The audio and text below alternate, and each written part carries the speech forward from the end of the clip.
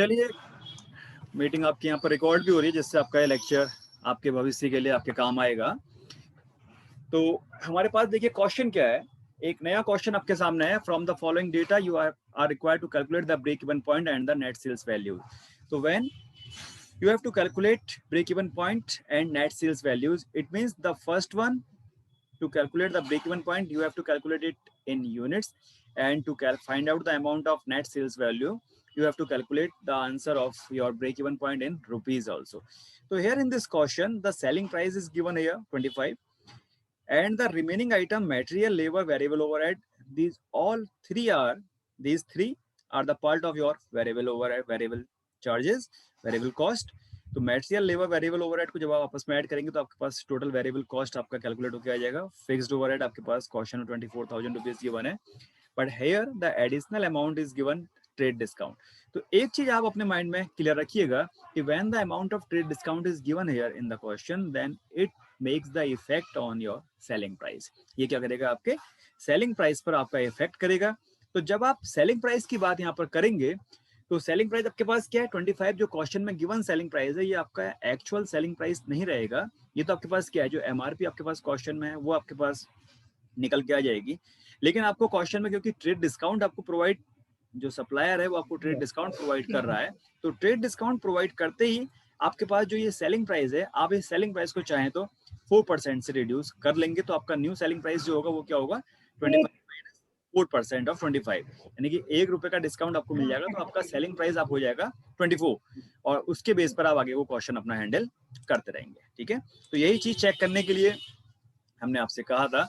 तो जैसा कि हमको क्वेश्चन अपना हैंडल करना है, हमको रुपीज में भी इसको निकालना है, तो रुपीज में निकालने के लिए आपके पास जो फॉर्मूला यहाँ पर पीवी रेशियो के लिए आएगा वो आप यूज करेंगे P, because the selling price per unit is given in the question, variable cost per unit, the information is given, and you will divide it by the P, then you can calculate your PV ratio.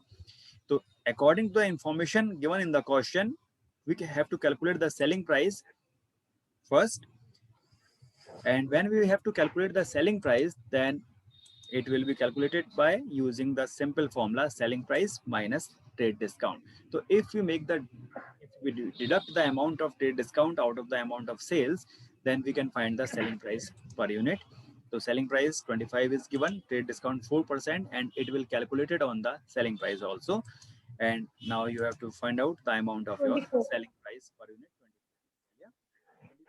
Price, now you have to calculate it, and now the additional next working you have to show here to calculate the amount of variable cost per unit V.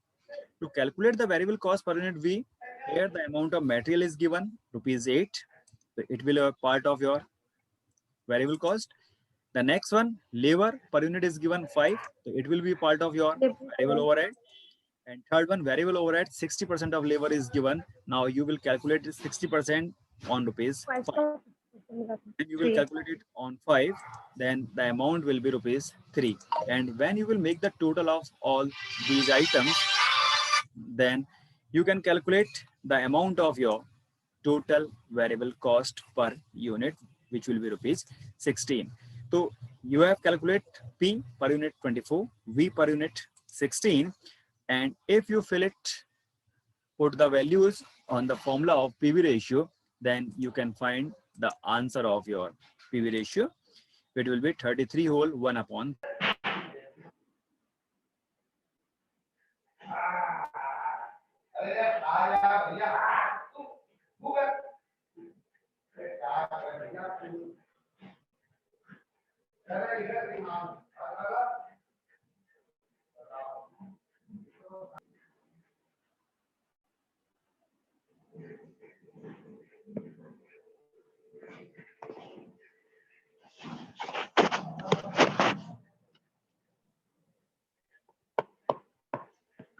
Problem of network, meeting is being interrupted in the middle, and when we put the values of selling price, variable cost, then we have find the answer here of PV ratio 33 whole 1 upon 3%, and can show it also 100 by 3%. Clear? तो इस चीज को आप एक चीज ध्यान रखिएगा कि इस क्वेश्चन में अगर आप पीवी रेशियो को 100/3% शो ना करके आप नॉर्मली इसको 33.33% करके शो करते हैं, तो आपके पास क्वेश्चन में क्या होगा कि जो आपका आंसर है वो आंसर आपका थोड़ा सा चेंज आ जाएगा, उसमें थोड़ा सा आंसर में आपके लास्ट में रुपीज में कुछ अंतर आ सकता है। तो इसलिए ध्यान रखिएगा कि जब भी आपके आंसर पॉइंटों में आते हैं तो आप उसको इस रूप में, इस फॉर्म में अपना शो करके अपने क्वेश्चन को आगे हैंडल कर लेंगे। तो now we have to calculate the break even point and net sales value. So to calculate the break even point in units, the simple formula will be fixed cost upon P minus V. So P and V is also calculated by us 24 and 16. So when we put it here, then we can find the amount of our break even point in units. And by using the PV ratio, we can calculate our amount of BEP sales. And when we solve it, when we put the values here, fixed cost and PV ratio 100/3%, then we can calculate our amount of sales rupees 72,000. Clear? So this is normal and there will be no problem by using this one.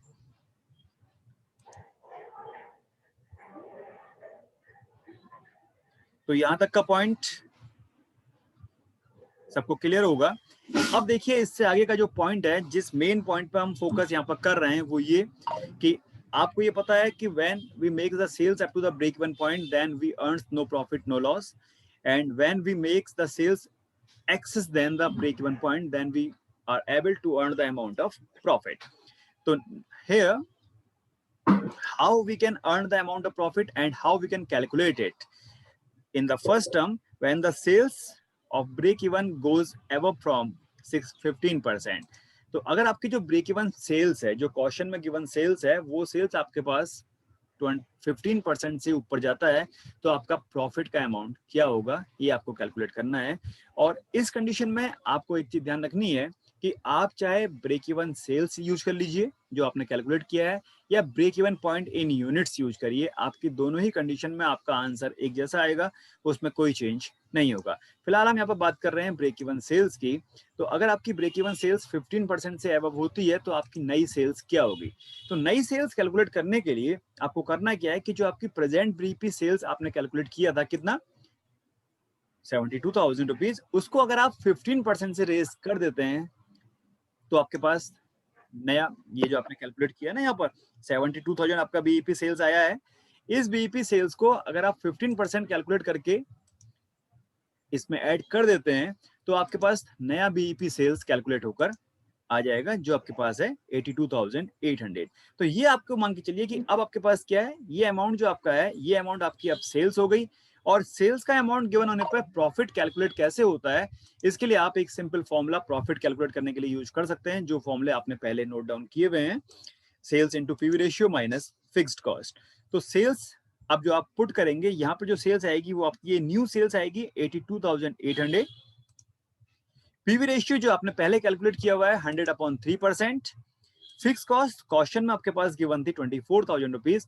तो इनको जब आप आपस में solve करेंगे तो आपके पास आपका फाइनल जो अमाउंट है प्रॉफिट का कैलकुलेट होकर आ जाएगा 3,600 rupees profit you will earn when your BEP sales will raise by the 15%। Clear?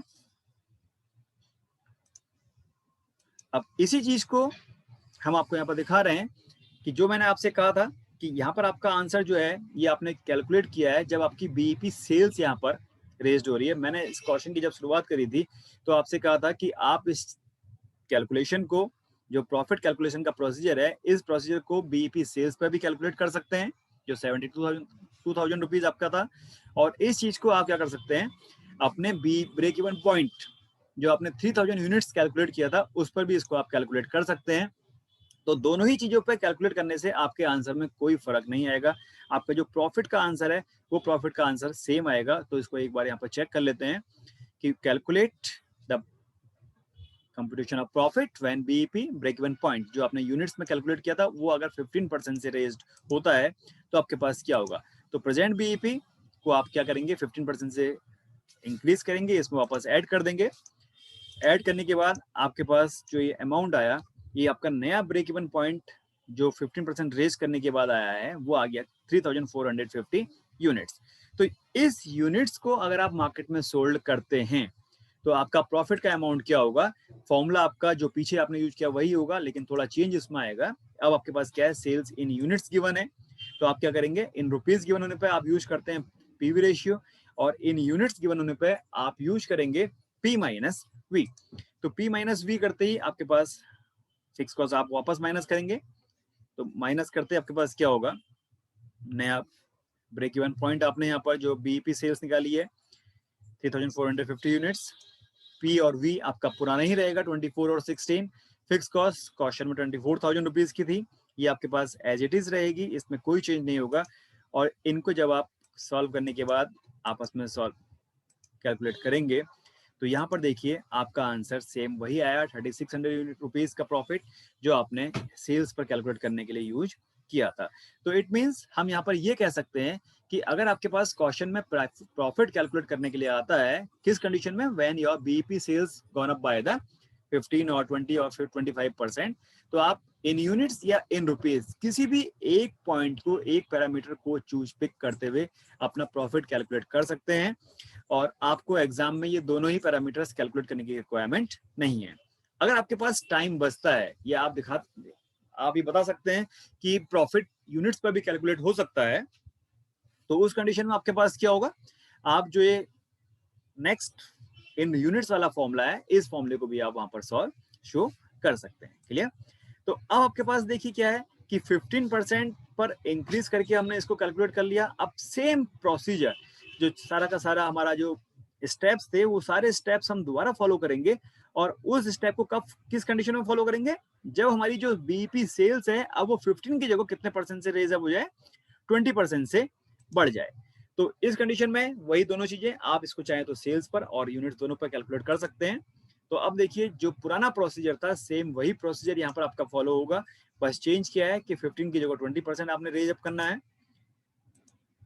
जब आप रेज करेंगे तो आपके पास देखिए कैलकुलेशन होते जा रही है, आपका जो नया सेल्स का अमाउंट आ गया वो आ गया 86,400।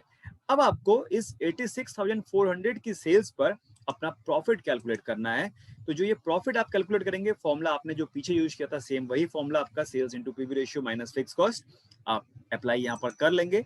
और इसमें जब आप वैल्यू पुट करेंगे, तो वैल्यू पुट करने के बाद इसको जब आप सॉल्व करेंगे तो आपके पास प्रॉफिट का अमाउंट आ गया 4,800 रुपीज।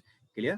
तो 30%, 15% से बढ़ता है तो प्रॉफिट आपका चेंज था, 20% से आपने बीईपी सेल्स करी, इंक्रीज करी, तो आपका प्रॉफिट और बढ़ गया। तो ऐसे ही जब आपकी सेल्स बीईपी सेल्स से ऊपर बढ़ते जाएगी, आपके प्रॉफिट का अमाउंट धीरे धीरे रेज्ड होता रहेगा। और इसी चीज को अगर हम कन्वर्ट करते हैं 20% रेज अप में, क्वेश्चन में थोड़ा सा ऊपर आपका ये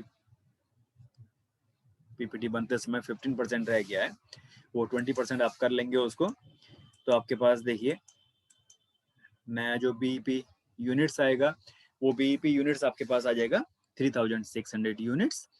और इस 3600 यूनिट्स पर जब आप अपना प्रॉफिट कैलकुलेट करेंगे तो आपका फॉर्मूला जो होगा वो है sales into PV, P minus V minus fixed cost. अब यहाँ पर सेल्स की जगह पर आप ये नई वाली बीईपी सेल्स जो है आपकी आई थी 3600 यूनिट, इसको आप पुट करेंगे।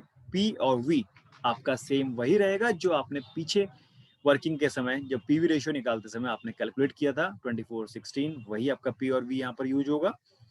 और देन आप फिक्स कॉस्ट की बात करते हैं तो फिक्स कॉस्ट भी आपके क्वेश्चन में गिवन थी 24,000 रुपीज। इसको जब आप सॉल्व करेंगे तो देखिए आपका अमाउंट 4800 रुपीज क्वेश्चन में जो पहले था सेम वही आंसर आपका यहाँ पर कैलकुलेट होकर आ गया है। क्लियर? तो यहाँ तक के क्वेश्चन में आई थिंक किसी को कोई प्रॉब्लम नहीं होगी, ये क्वेश्चन आप लोग इजीली आपके माइंड में बैठ रहा होगा।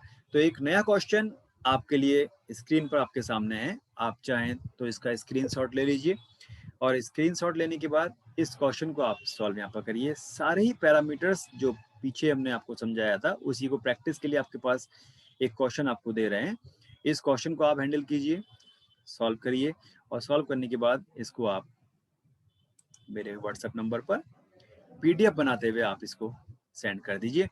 तो सेंड करने के बाद आपके पास क्या होगा कि जो कमियां इसमें होंगी, जो कैलकुलेशन प्रोसीजर आपके पास में से है, उस कैलकुलेशन प्रोसीजर में अगर कहीं लगता है कि कोई चेंज आपको कराना है तो वो चेंज आपको करा देंगे। ठीक है सर क्वेश्चन का स्क्रीनशॉट